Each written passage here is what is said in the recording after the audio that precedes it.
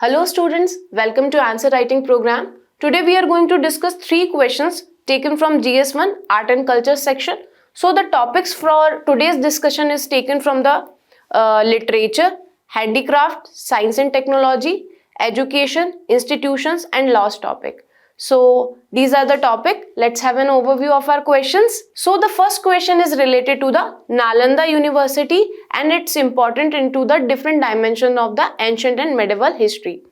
The second question is related to the Mahakavi Kalidasa and his role into the literature.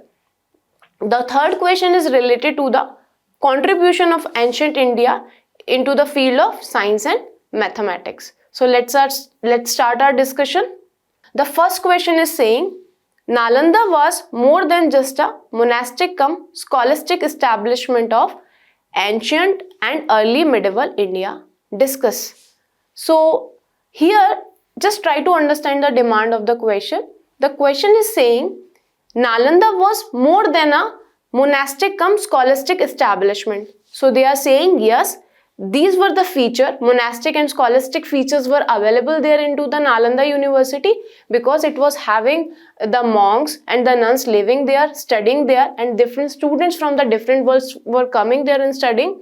But apart from it, the Nalanda is having some other important features also, such as a source of multicultural activities. The fine area through which we can have a vast knowledge of different sections such as architecture, art, culture, also the science, mathematics. So all these subjects were taught there and it was coming out from the Nalanda as it was producing a lot of scholars. So we have to discuss the role of the Nalanda in that dimension also along with these features. So let us start our discussion. Here in our introduction, we can give a brief account of the Nalanda University, when it was established and what different personalities were associated with it. Along with it, we can also give an idea about the different kind of streams or subjects being taught there. Okay, so let's start with the introduction. The Nalanda University was founded by Kumar Gupta of Gupta dynasty in the early 5th century and it flourished till 12th century. Okay, so for around 600 years it flourished and during the era of Harshvardhana and the Palas, it rose to the popularity and now it is a UNESCO World Heritage Site. If we consider it as a center of learning, it provided us the rich cultural heritage, intellectual exchanges that has a profound impact on the development of Indian civilization and beyond. So the different kind of subject, different kind of scholars, different kind of things it produced, it had a huge impact onto the ancient Indian civilization. So that is the holistic introduction. Let's come to the body part. As we have discussed in the first part of the body, we are going to discuss about the monastic cum scholastic feature of the Nalanda University, which means the kind of monastery related activities it was carrying out and some scholarly activities which it was carrying out. And into the second part of the body, we are going to discuss the other important role of the Nalanda, which make it much more than the monastic cum scholastic establishment of India. So here we are going to write out about the Nalanda as a monastic establishment. Why? Because it was a primarily placing the monks and the nuns and they were studying there. They were indulged into the meditation, different kind of practices and along with it they were studying. So it was working as a vihara for the nuns and the monks. There was a monastic order also. Monastic order means there was a hierarchy of different monks and they were indulged into the day-to-day activities also, designing the curriculum also and the different kind of order maintaining also. So there was a monastic order. There was a head of the institution who was known as the Great Elder or Mahatera, and there were different roles and responsibilities being divided into the different monks so that they can manage the daily operations on the Nalanda campus. There was a code of conduct also because different monks and nuns were living there, so it was important to maintain the discipline. So there was a strict code of conduct That is why it was having the strict disciplinary action there, so that they can carry out the day-to-day activities in a much more planned way, and they need to participate into the daily meditation and study sessions on a regular basis.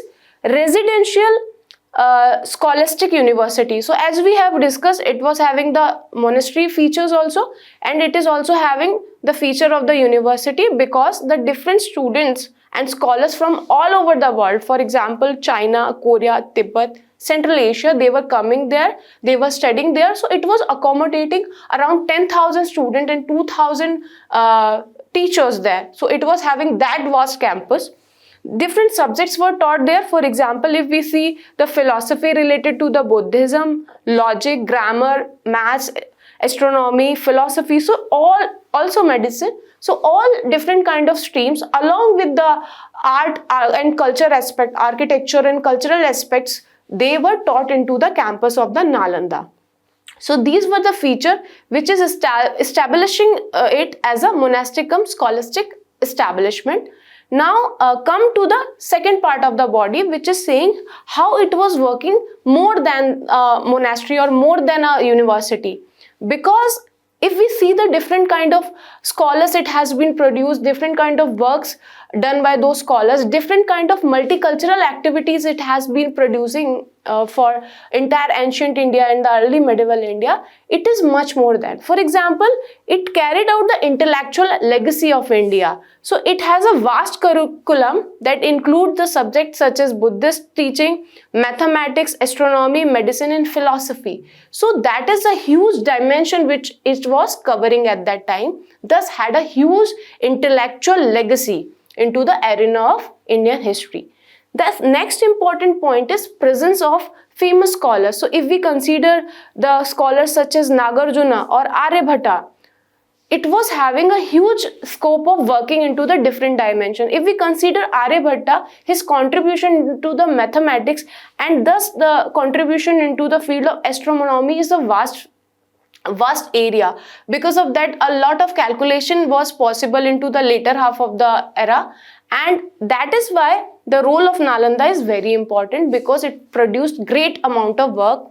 It was also working as a preservation of the knowledge, because Nalanda was having a library which was divided into the 3 different buildings. And also if we consider the library, it was said that it was having around 9 million books and manuscript. So as a source of the knowledge also, it was having a huge impact on the Indian civilization. The next one is multiculturalism.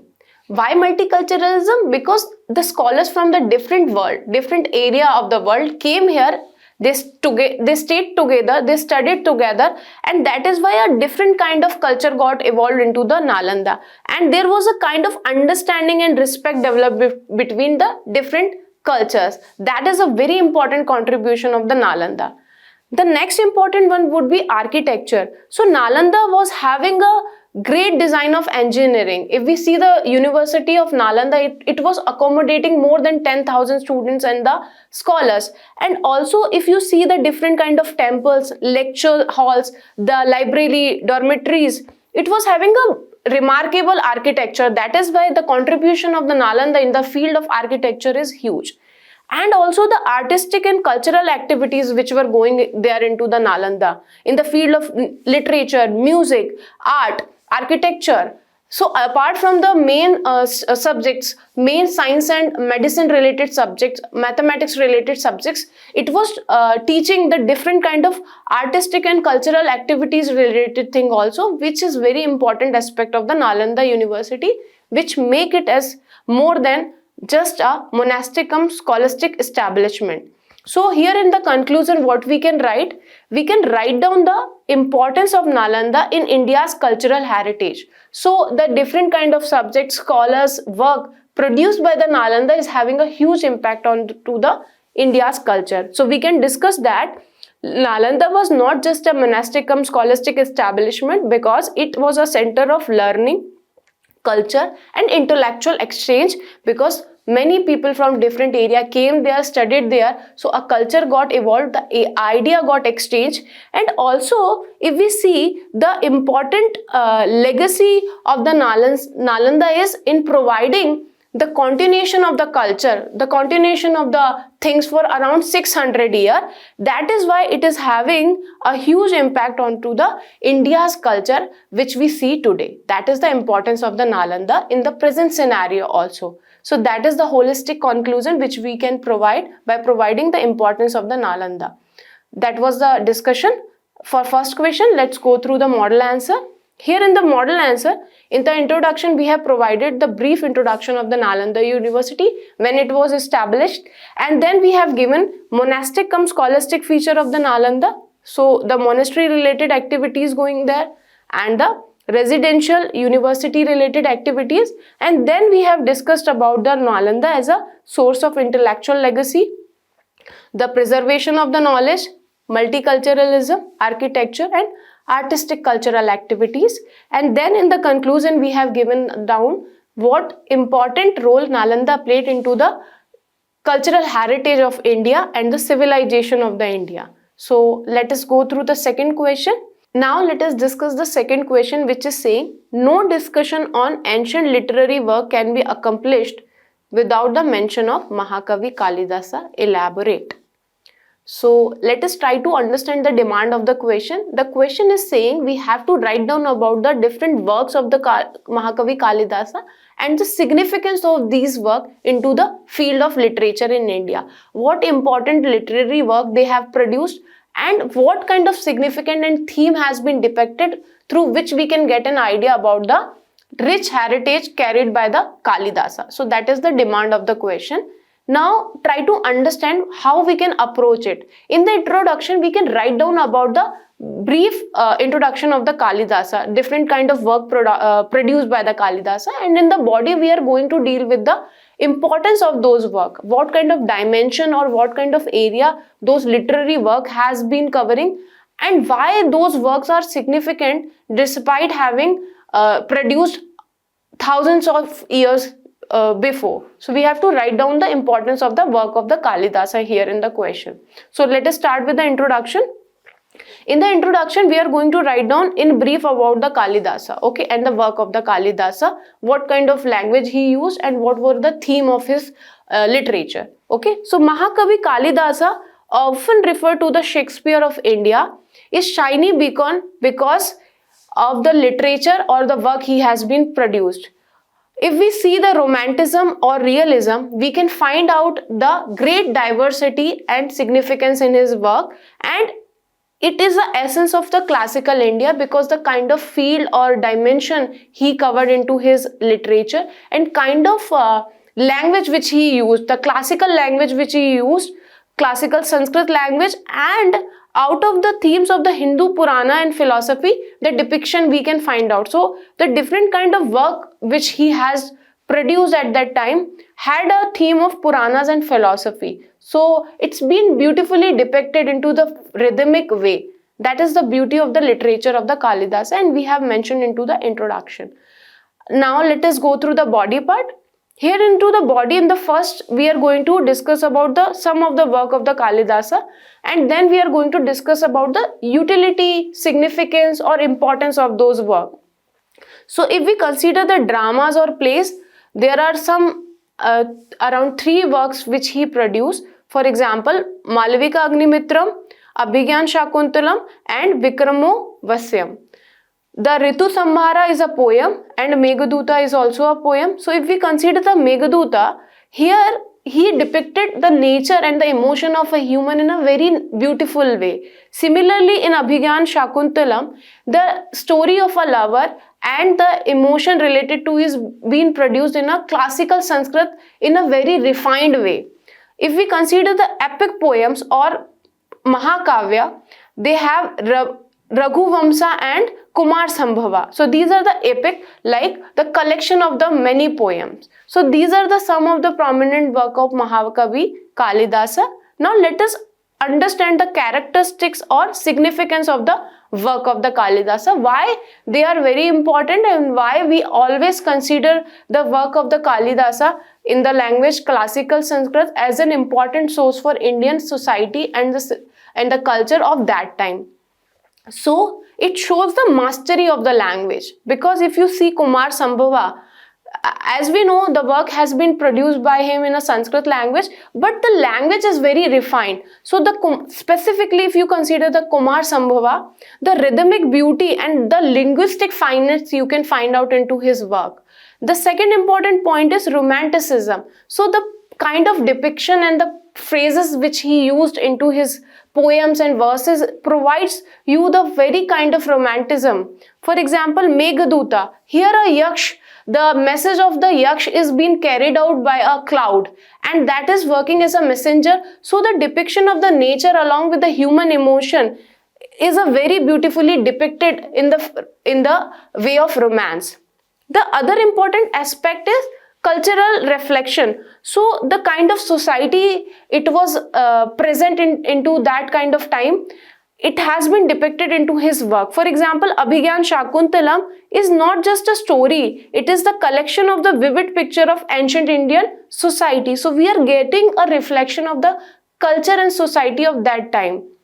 Universality, because the work of the Kalidasa is relevant into the today's society also. So it is not bounded just by the time or the space, it is relevant across the different region and society. That is why the work of the Kalidasa is being translated into the different languages of the world. So if we see the Indian ethos, the themed on the Indian ethos, mythology, stories of Purana, the Kalidas themes are universal in nature. That is the beauty of his work.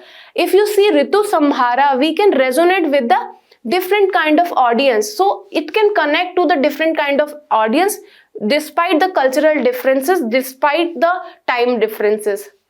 The spirituality is also an essence of his work. So he not only provided the talk with the nature in the form of a Meghadutam or the work of the romance, but also his work is having the essence of spirituality. If we consider the Vikramo Vashyam, there is a conflict or there is a reflection of the human emotion, materialistic aspiration along with the spiritual pursuit. So there is a balance between the earthly desires and the divine pursuit, which is again providing a different kind of horizon to the work of the Kalidasa. So these are the important aspects we can find out into the Kalidasa work, and that is the significance also. Like it is beautifully written and covered into the different kind of dimensions, and also the fine emotions depiction into the form of poem and verses. So this is the body part. Now come to the conclusion part. Here in conclusion, we are going to write down the diversity and quality of his literary work is a legacy into the literature, and it is timeless. How? Because it is relevant into the different kind of time frames. So we can write down that the contribution of ancient Indian literature by Kalidas is unparalleled, and also there is a depth of thought, the fine language is being used, the different kind of depiction is being there, and also not only aesthetic pleasure is being provided, but also the moral lesson is being provided there, which provides a holistic view of a society and a persons. That is why his composition making him in the tallest figure into the field of classical literature and the field of literature in Indian history. So that is the conclusion. Now let us go through the model answer. Here in the introduction, we have given briefly about the Kalidasa. Then we have discussed into the body about the work of the Kalidasa and why these work are important, because it provides us the mastery of Kalidasa into the field of language and the literature. Linguistic fineness is there. Also the elements of romanticism, cultural reflection, universality and spirituality. So these are the dimensions which we have covered in our body, and then we have provided in conclusion that the work of the Kalidasa is unparalleled, and that is why he becomes the tallest feature of the Indian literature. Now let us discuss our third question, which is saying mention the contribution of ancient India in the field of science and mathematics. So here in the question they are asking about what kind of different invention or discoveries happened during the ancient India in the field of specifically science and mathematics. So that is the plain question which is just asking about the different invention happened during ancient India in the field of these two things, and what significance these two fields invention is having in the development of those civilization. You can write down that also in your answers.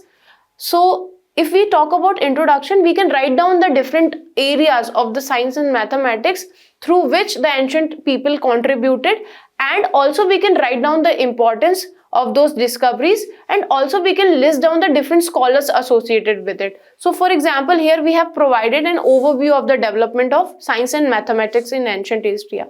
We have written that the India had a glorious culture and education in the field of science technology, and it made significant contribution. So if we consider the different fields such as astronomy or arithmetic or geometry or medicine, we find out that a rich culture was present there into the ancient history, and they were not only aware about those things, they were using those things into the daily life also. So that discovery, that the trend of the discovery started from the Stone Age and it continued for thousands of years. So India already had a vast culture which produced those kind of scholars, those kind of people who were aware about the different fields of science and technology, mathematics, and they were doing all those things. They were doing invention along with the day-to-day activities along with that. That was the introduction. Now come to the body part. Here we are going to write down the contribution or achievements as it has been asked into the questions. So what achievements these people were having of ancient India? So we can write down this into the various head, different subjects, different inventions produced during that time. For example, astronomy. So if we consider the Harappan people, we can find that out that into the different potteries, they were having those different kind of geometrical figure. So they were knowing about those figures, and they were also aware about the direction, because the burial pattern, if we see, they were having the knowledge of the direction. So we can see the various geometric shapes and direction were known to those people. For example, if we see the potteries, fire altars, and also graves were placed into the north-south direction. So they were aware about these facts. Also, if we see the Romaka Siddhant, which is a famous book on astronomy. So if we consider the Pancha Siddhanta, so the Pancha Siddhanta is having the collection of Surya Siddhanta, Romaka Siddhanta, and basically these are the books which are dealing with the astronomy related events. So these people were aware about the astronomy, the different kind of eclipse were going on at that time, so they produced work related to that. And also if we see the Aryabhatta, the role of Aryabhatta is very prominent because he wrote down the book Aryabhattam, which is having the different kind of knowledge related to the circumference of the earth, and also gave the cause for lunar and solar eclipses. So he produced the work related to these events. Also, if we consider the field of mathematics, we can find out these people of Harappa were known about the facts of weights and measurement, and they produced the tools related to it. Also, if you see the size of the brick which were used during the Harappan peoples were moreover similar in size, which means these people were knowing about the ratio and proportions in an appropriate way. Also, if we see the role of Aryabhatta in the field of mathematics, we can find out he produced numerals, decimals, zero, and arithmetic tools such as addition and subtraction, which significantly revolutionized the field of mathematics. Also, in the field of medical science, there is a lot of work done into the ancient India. For example, if we see the skeleton, we can find out the keyhole surgery performed on those skeleton. What is keyhole surgery? It is nothing but the pressure of the skull. If some pressure got increased into the skull or some swelling is there, to drain that, a kind of drilling or kind of instrument, through the instrument a kind of hole is being produced, which is known as the keyhole surgery. So if we see the different skeleton of Lothal and Kalibangan, these kind of surgeries being performed onto the skeleton, which provided that they were known about the different kind of surgical methods. Also, if we see the Charak Samhita, we can see there are verses or paras which are dealing with the medical science related activities. Also, Shushruta Samhita is having the science of surgery. So the Shushruta is being considered as the father of the surgery, ancient surgery, and he produced more than 200 instruments to do the surgery, which means the ancient Indian people were aware about the field of medicine and surgery in an appropriate way. The next one would be chemistry. Why chemistry? Because these people were aware about the different kind of chemical composition and how to use these chemical composition for the different purpose. For example, if you see Ashokan pillar, this is the polish of this pillar is intact after thousands of years, so it didn't got rusted, which shows the skill of those people. Also, if you see, the remarkable progress is being done into the field of chemistry, because they try to convert base material into precious material and also developed many acids and base at that point of time. Also, they also were knowing about the dyeing technique, because they were indulged into the dyeing of textile. Because if you see the different kind of caves, they have the depiction of the paintings, they have the depiction of the different kind of stories, and these are available today also. This also again shows the finest chemistry related skill of those people. The next one would be metallurgy, which means the science of metals, the use of the metal in the different kind of ways. The Harappan bronze statue, if we see, it was made of the alloy. So these people were doing metal work in a fine way. Also, if we see the Mehrauli iron pillar, the copper statue of the Buddha Sultanganj, these are very fine figure of the metal, and the kind of material they have used, the kind of technique they have used, it still provide us an insight that the material was not only of fine quality, but the kind of polishing is being done, it made them rustless. So this also shows the progress of the metallurgy in the field of ancient history. So that was the body. Now come to the conclusion. In conclusion, we can write down the importance of all these development, not only for India, for all the world. So we can write down the presence of the scientists such as Vajramihira, Aryabhatta, Nagarjuna. The ancient India was the technologically advanced in the field of mathematics, medicine, science. So if we consider the Indus Valley people, they were ahead of all other civilization of that time. Therefore, India's achievement in the field of science and mathematics is unparalleled, and this not only provided the prosperity of India but also the different nation of the world when it got transmitted. This knowledge got transmitted from this to other areas of the world. So that is the holistic conclusion which we have provided. Now let us go through the model answer. In the introduction, we have provided in brief about the different kind of technology or techniques we were having related to the science and mathematics, and then we have discussed it into the different hats such as astronomy, mathematics, chemistry into the body part, and in conclusion we have linked it with the importance of these knowledge and discoveries which provided insight to the different area of the world. So that was the discussion for today. Thank you very much for the discussion. Have a great day.